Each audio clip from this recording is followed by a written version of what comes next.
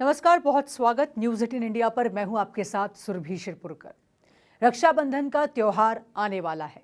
बाजारों में खरीदारी बढ़ने लगी है और इसी बीच सोना चांदी खरीदने वालों के लिए एक राहत भरी खबर भी सामने आई।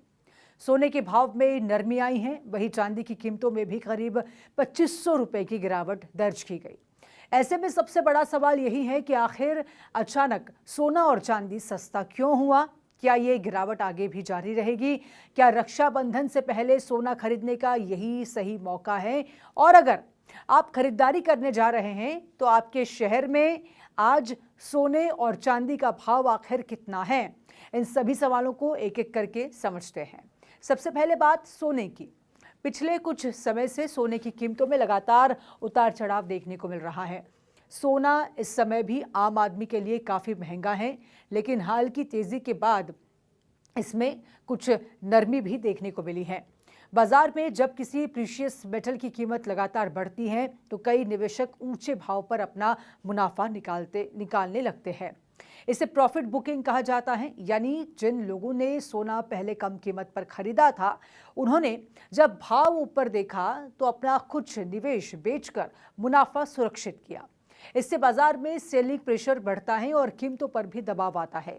सोने की मौजूदा नरमी के पीछे ये एक अहम वजह मानी जा रही है, लेकिन सिर्फ प्रॉफिट बुकिंग की वजह नहीं है। सोने की कीमत का रिश्ता भारत के बाजार से कहीं ज्यादा बड़ा है। अंतर्राष्ट्रीय बाजार में क्या हो रहा है, अमेरिकी डॉलर कितना मजबूत है, अमेरिका में इंटरेस्ट रेट्स को लेकर क्या उम्मीद है और दुनिया में जियोपॉलिटिकल टेंशन किस स्तर पर है, इन सभी चीज़ों का सीधा असर गोल्ड प्राइसेस पर भी पड़ता है। खासकर अमेरिकी फेडरल रिजर्व की मॉनेटरी पॉलिसी को पूरी दुनिया के निवेशक बहुत करीब से देखते हैं। अगर ब्याज दरों में कटौती की उम्मीद बढ़ती है तो सोने को सपोर्ट मिल सकता है, क्योंकि कम इंटरेस्ट रेट एनवायरमेंट में इन्वेस्टर्स के लिए गोल्ड ज्यादा आकर्षक हो सकता है। वहीं अगर अमेरिकी डॉलर मजबूत होता है या ब्याज दरों को लेकर बाजार की उम्मीद बदलती है तो सोने पर दबाव भी बन सकता है। इसके अलावा दुनिया में चल रही जियोपॉलिटिकल अनसर्टेनिटी भी गोल्ड प्राइसेस के लिए बेहद महत्वपूर्ण है। जब दुनिया में युद्ध तनाव या फिर आर्थिक अनिश्चितता बढ़ती है तो निवेशक अक्सर सुरक्षित माने जाने वाले असेट्स की तरफ जाते हैं और गोल्ड को ट्रेडिशनली सेफ हेवन एसेट माना जाता है। लेकिन यहाँ भी तस्वीर इतनी सीधी नहीं है। तनाव बढ़ने से एक तरफ सोने की मांग बढ़ सकती है तो दूसरी ओर ऊंचे भाव पर इन्वेस्टर प्रॉफिट बुकिंग भी कर सकते हैं। इसी वजह से गोल्ड मार्केट में कई बार एक ही दिन में तेज उतार चढ़ाव देखने को मिलता है। अब बात करते हैं चांदी की, क्योंकि चांदी के भाव में भी करीब 2500 रुपए की गिरावट की खबर सामने आई है। चांदी को सिर्फ ज्वेलरी या फिर इन्वेस्टमेंट के तौर पर नहीं देखा जाता, इसका इंडस्ट्रियल यूज़ भी बहुत बड़ा है। इलेक्ट्रॉनिक्स से लेकर सोलर पैनल्स तक कई इंडस्ट्रीज में सिल्वर का इस्तेमाल होता है। इसीलिए चांदी की कीमत पर इन्वेस्टमेंट डिमांड के साथ इंडस्ट्रियल डिमांड का भी असर पड़ता है। यही कारण है चांदी कई बार सोने के मुकाबले ज़्यादा वॉलेटाइल, यानी कि ज़्यादा तेज़ी से ऊपर नीचे होती हैं। अगर ग्लोबल इंडस्ट्रियल डिमांड को लेकर सेंटिमेंट कमज़ोर होता है या फिर इन्वेस्टर्स प्रॉफिट बुकिंग करते हैं तो चांदी में भी तेज़ गिरावट देखने को मिल सकती है। अब यहाँ एक ज़रूरी बात समझना बहुत ज़रूरी है। जब खबरों में कहा जाता है कि चांदी 2500 रुपये फिसली है तो इसका मतलब ये नहीं है कि देश के हर शहरों में आपको बिल्कुल 2500 रुपये का रेट मिलेगा। गोल्ड और सिल्वर के लोकल रिटेल रेट्स शहर, बिलियन मार्केट, डीलर्स, प्योरिटी और अन्य चार्जेस के हिसाब से अलग अलग हो सकते हैं। इसीलिए अगर आप दिल्ली में हैं, मुंबई में हैं, नागपुर में हैं, लखनऊ में हैं या फिर किसी दूसरे शहर में, तो आपके लोकल ज्वेलर्स का फाइनल रेट थोड़ा अलग हो सकता है। खासकर ज्वेलरी खरीदते समय सिर्फ हेडलाइन में बताए गए गोल्ड रेट को देखकर फैसला नहीं करना चाहिए, क्योंकि ज्वेलरी की कीमत सिर्फ सोने के भाव से तय नहीं होती। जब आप कोई ज्वेलरी खरीदते हैं तो उसमें गोल्ड वैल्यू के अलावा मेकिंग चार्जेस और जीएसटी जैसे चार्जेस भी जुड़ते हैं। इसीलिए दुकान पर सिर्फ ये पूछना कि आज 22 कैरेट सोना कितने का है काफ़ी नहीं है। आपको ये पूछना चाहिए कि इस ज्वेलरी की फाइनल बिलिंग कितनी होगी। कई बार हेडलाइन में गोल्ड का रेट कम दिखाई देता है, लेकिन मेकिंग चार्जेस ज़्यादा होने की वजह से ये फाइनल प्राइजेस आपकी उम्मीद से ज़्यादा निकल सकता है। अब प्योरिटी को भी समझ लेते हैं। 24 कैरेट गोल्ड को सबसे शुद्ध गोल्ड माना जाता है, जबकि ज्वेलरी में आमतौर पर 22 कैरेट गोल्ड का ज़्यादा इस्तेमाल होता है।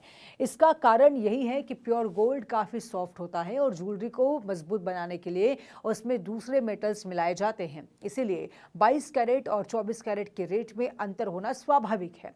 अगर आप ज्वेलरी खरीद रहे हैं और तो हॉलमार्क और प्योरिटी ज़रूर चेक करें और बिल में भी इसकी जानकारी ज़रूर देखें।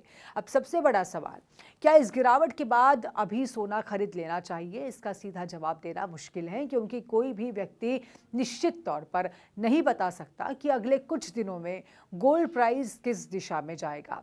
अगर आपकी खरीदारी रक्षाबंधन या फिर शादी या फिर किसी पारिवारिक ज़रूरत के लिए है और आपको ज्वेलरी की ज़रूरत है, तो केवल इस उम्मीद में खरीदारी को टालना कि सोना निश्चित रूप से और भी सस्ता होगा, ज़रूरी नहीं है।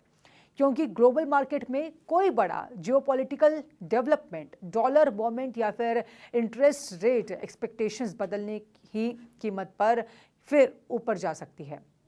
वहीं अगर इन्वेस्टमेंट के नज़रिए से खरीदारी कर रहे हैं तो शॉर्ट टर्म मोमेंट के बजाय अपनी इन्वेस्टमेंट स्ट्रैटेजी और रिस्क को ध्यान में रखना बेहद ज़रूरी है। रक्षाबंधन से पहले सोने की कीमत का एक और महत्वपूर्ण फैक्टर है फेस्टिवल डिमांड। भारत में त्योहारों और शादी के मौसम में ज्वेलरी की मांग बढ़ती है। कई परिवार इस दौरान गोल्ड ज्वेलरी, कॉइन्स या सिल्वर आइटम्स खरीदते हैं।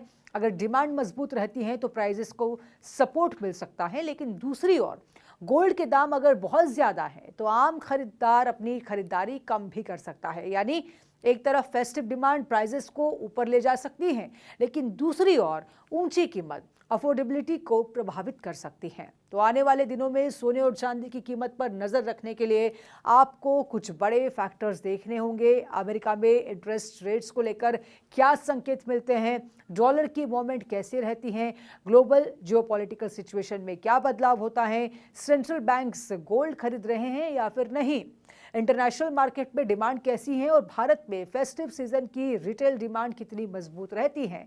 इन सभी फैक्टर्स का असर प्रीशियस मेटल पर भी पड़ सकता है। इसलिए आज की गिरावट को देखकर ये मान लेना कि अब सोना लगातार सस्ता होता जाएगा सही नहीं होगा, और ये मान लेना कि सोना अब सिर्फ ऊपर ही जाएगा ये भी सही नहीं होगा।